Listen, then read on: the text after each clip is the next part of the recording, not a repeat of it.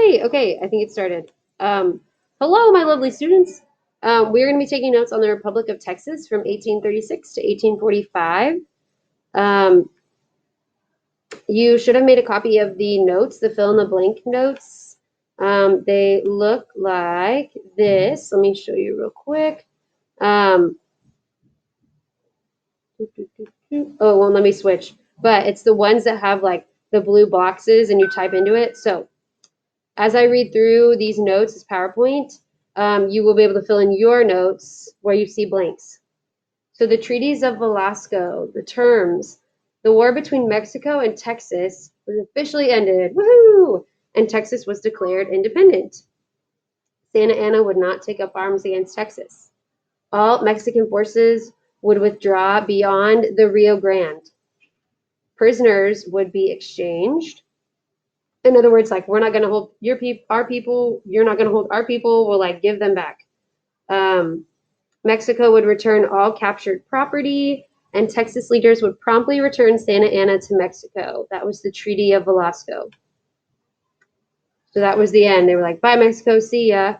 This yellow area was Texas's holdings, and the purple was Mexico's holdings. And then the black dots are the Texas settlements. So Jonesboro, Nacogdoches, St. Augustine, San Felipe, Houston, Liberty, Anahuac, Harrisburg, Columbia, Velasco, Matagorda, Victoria, Refugio, Bazoria, LaGrange, Bastrop, Washington on the Brazos, San Antonio, Gonzales, Goliad, San Patricio, Laredo, and Presidio. So you've heard of some of these places, some of them maybe not, but those were these settlements. Texans took these steps in building their new nation. Sam Houston was elected president of the Republic of Texas. Yay! Go Sam Houston! Maribel B. Lamar was elected vice president. A constitution was adopted. So there was a new government. Yay! President Sam Houston from 1836 to 1838, and then 1841 to 1844. Frontier, bold and popular. He was the first president of Texas. He limited the government spending and established peaceful relations with Mexico and Native Americans.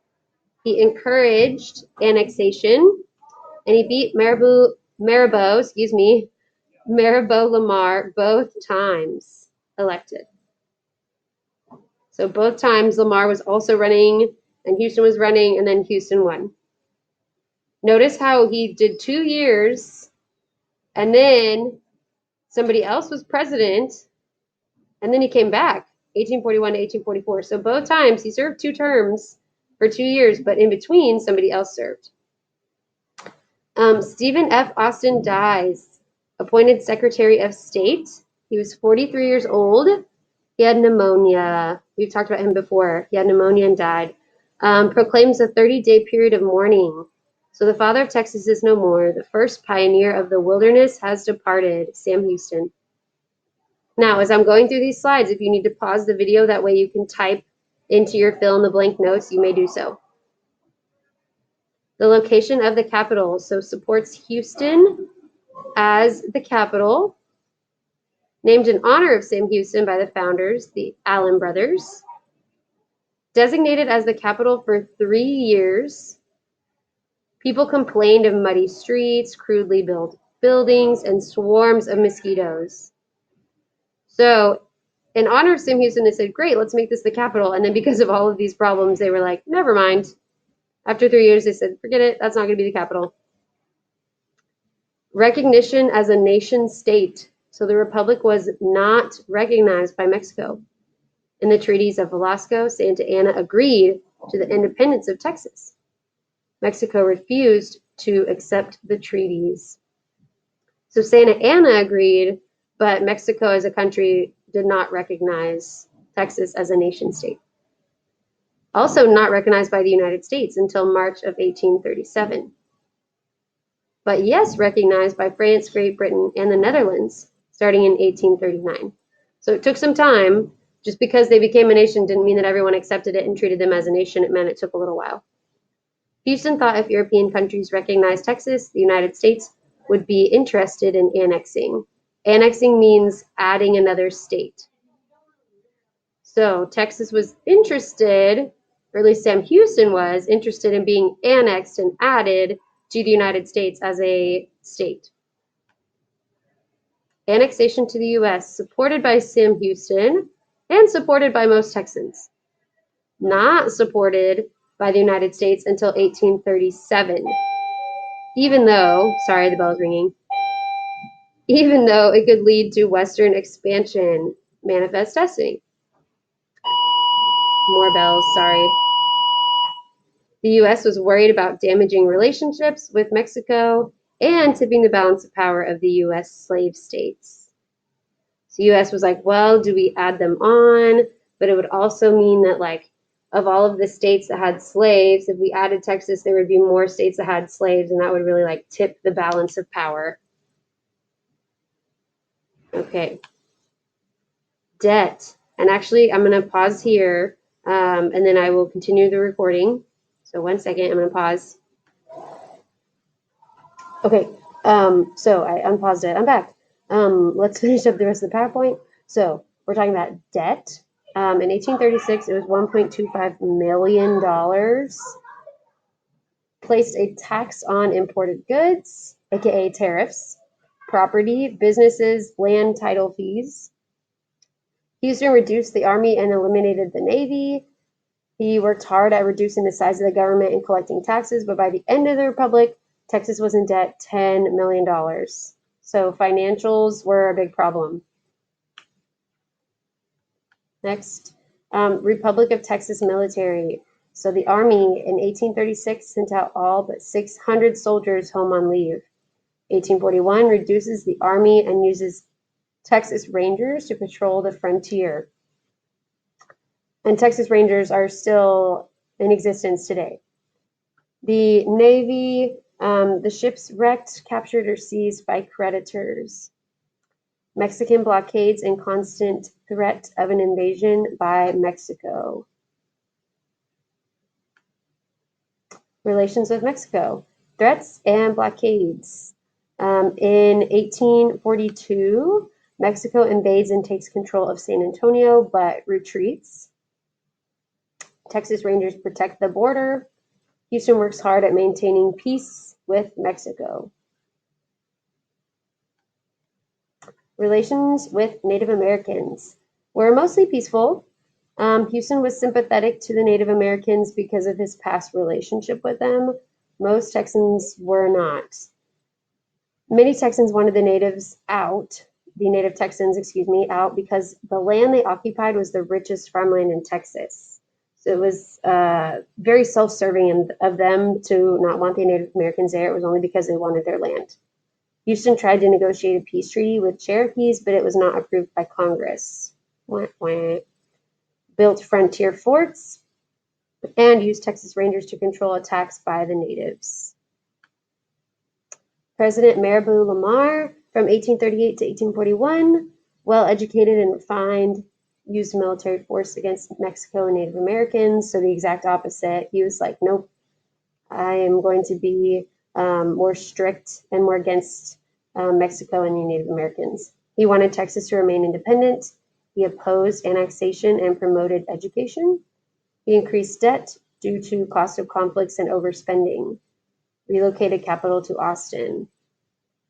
So as far as effects, Lamar had a lot of effects. He started public education, woohoo, go him.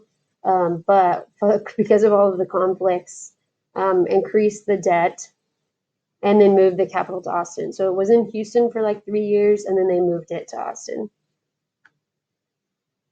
So Houston, some of the differences, Houston was bold. He liked flashy clothing, worked on keeping peace with Mexico and the Native Americans. He spent little money and promoted annexation of Texas to the U.S. So he wanted Texas to be in the United States. Lamar liked quiet reading. He did not shy away from conflicts with Mexico and the native Texans. He wanted to rid Texas of all native Texans. He spent large sums of borrowed money on military expeditions. He wanted Texas to remain independent and expand its borders. Okay. Debt. Issued more paper money called redbacks worth 15 cents on the US dollar. So just like if you said, "Oh, can I have $1?" Like, "Oh, can I have a $5 United States bill?" At the time, they were printing these pieces of paper that were called redbacks. Cost of Indian Wars, $2.5 million. Kept Navy active and bought several ships. $7 million in debt by the end of his term.